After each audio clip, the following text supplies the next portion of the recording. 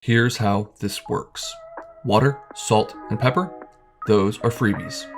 Your pantry, it better have flour, oil, vinegar, mustard, and garlic.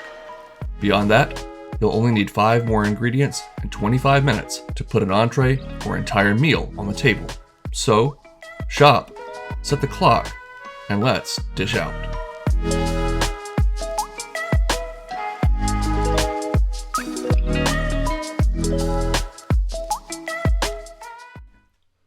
Alright, to get started we'll need about a pound of salmon fillets here.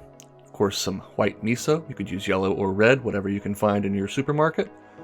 1 small purple head of cabbage. You could use green cabbage as well. Of course, we'll need some taco shells and some maple syrup. So, with all that in hand, let's get to work. We'll start by making our maple miso sauce or marinade, putting 1 tablespoon of miso, which by the way is just a fermented soybean paste, 1 tablespoon of maple syrup, a little fresh cracked pepper, about a teaspoon of Dijon mustard. No salt needed, that miso is very, very salty. We will add a splash of red wine vinegar from the pantry just to loosen this up, and then carefully mix all of this into a nice smooth paste or sauce.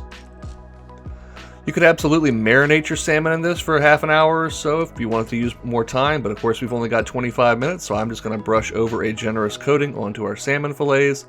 I've got my oven at 450, and we're going to pop these in for 12 to 15 minutes, optionally turning on the broiler for the last couple of minutes if you want some really nice crispy brown color.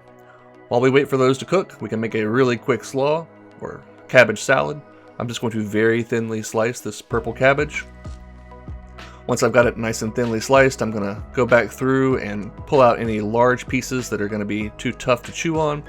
That looks great, so I'm going to add that to a bowl, season this up with fresh cracked pepper and a pinch of sea salt, and then we're just going to make a quick little vinaigrette by adding in some red wine vinegar from the pantry. That's also coincidentally going to stain this and draw out those purple colors from the cabbage, making it beautiful and vibrant. And we'll add in some olive oil. The exact amounts will be down below in the description. Just give that a nice toss. We'll check on our salmon, and oh boy, does it look perfect. You do have to be careful if you're going to use the broiler because that maple syrup can cause things to get nice and scorched pretty quickly. I definitely recommend using some aluminum foil or a silpat like I had here to keep your baking tray from becoming unusable. And now all we have to do is flake this salmon up and get ready to make some tacos. And I am telling you, that is perfectly cooked. It is still moist, has a nice golden brown exterior, super juicy, cooked nice and medium in the middle.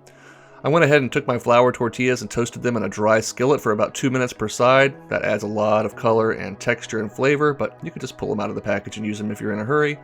We'll add down some chunks of our salmon, a generous portion of our slaw, and then because this is dishing out, I gotta put a few thinly sliced green onions on top, as well as a few tuxedo sesame seeds. Again, mostly just for the thumbnail, but it does look awful pretty. Get a little wedge of lime or lemon down there if you'd like as well.